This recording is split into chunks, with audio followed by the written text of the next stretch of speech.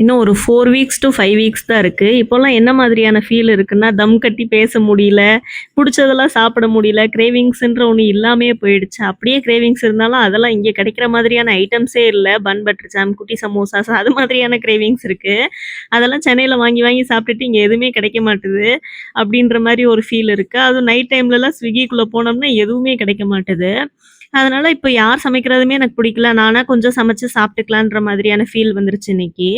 அதனால வந்துட்டு carrot beans பொரியல், வாழைக்காய் பொடி மாஸ், சாம்பார், ரசம், அப்பளம், வடை, பாயாசம் அது மாதிரி தான் இன்னைக்கு. என்னன்னா சோமா வர விரதம் 2வது வாரம் இல்லையா? அதனால இன்னைக்கு கொஞ்சம் தடபுடலா தான் விருந்து இருக்கும். காலையில அப்பா விரதம் இருந்துட்டு போயிட்டாங்க. மதியானத்துக்கு மேல சமைக்க ஆரம்பிச்சாச்சு. ஈவினிங் படையல் போட்டு சாமி கும்பிடுவோம். எல்லாமே வந்து நான் வரமிளகா போட்டு சமைச்சு பழகிட்டேன் கல்யாணத்துக்கு அப்புறம். இப்போ பச்சை மிளகா போட்டு சமைக்கிறது கொஞ்சம் வித்தியாசமா இருந்தது. சாம்பார்ல தான் எவ்வளோ போட்டாலும் உப்பே பத்தல. அது மாதிரி செஞ்சு வச்சிருந்தேன். அதே மாதிரி கிச்சன்லாம் குப்பையாக்கி வச்சுட்டேன். அப்பா வந்து எப்பவுமே நாங்க 2 பேரும் பொம்பள பிள்ளைங்க இருக்கோம்னு சொல்லி பூ வாங்கிட்டு வந்துருவாங்க. இப்பவும் அதே ஃபாலோ பண்றாங்க. நான் வந்ததுக்கு அப்புறமும் எனக்கு பார்க்கவே பயங்கர ஹாப்பி ஆயிடுச்சு. அப்புறம் தம்பி எந்திரிச்சு வந்து இப்பல்லாம் படுக்கிறதே கிடையாது. இப்படிதான் உட்காந்துக்கணும்னு சொல்றான். உட்காந்துட்டு வந்து அப்பா சாமி கும்பிடுறத வேடிக்கை பார்த்துட்டு இருந்தான். கிச்சன்ல வேலை முடிச்சுட்டு வந்து பார்க்குறேன். வேர்த்து விறுவிறுத்துருச்சு. இவ்வளோ வேர்க்கும்னு நான் எதிர்பார்க்கல ஈவினிங் டைம்ல கூட.